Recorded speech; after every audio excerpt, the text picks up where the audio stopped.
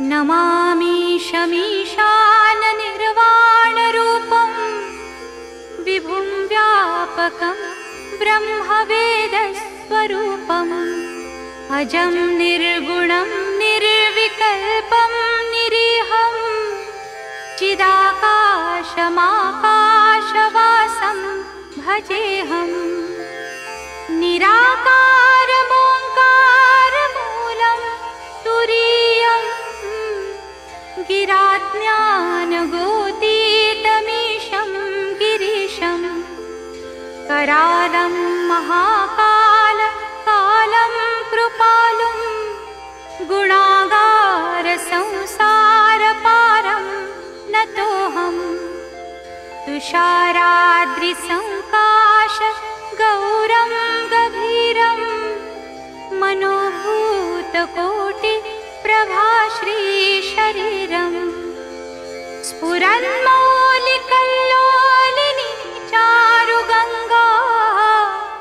लसद्भालबालेन्दुकण्ठे भुजङ्गा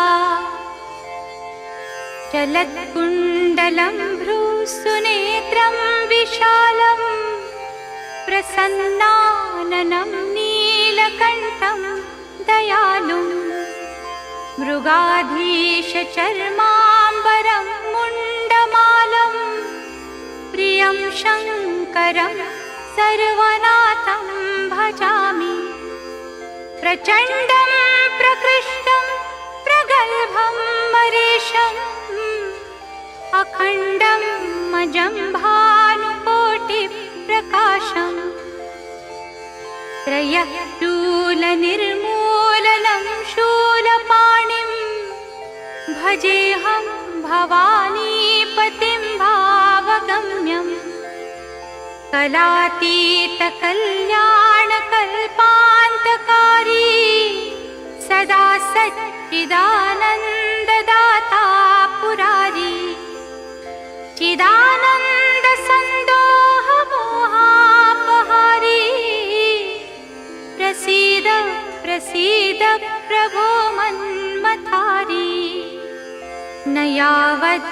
उमानाथ पादारविन्दं भजन्ति हलोके परे वा नराणां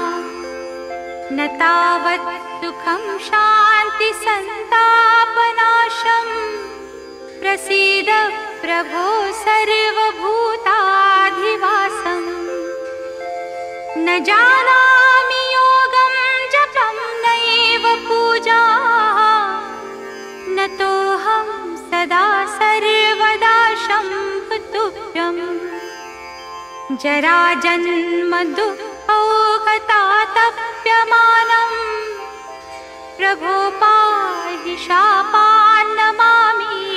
शम्भो रुद्राष्टकमिदं प्रोक्तं विप्रेण हरतुष्टये ये पठन्ति नरा भक्त्या तेषां शम्भुः प्रसीदति इति श्रीमद् रामायणे विप्रकृतं रुद्राष्टकं श्रीशिवार्पणमस्तु। ॐ शान्ति शान्ति शान्ति।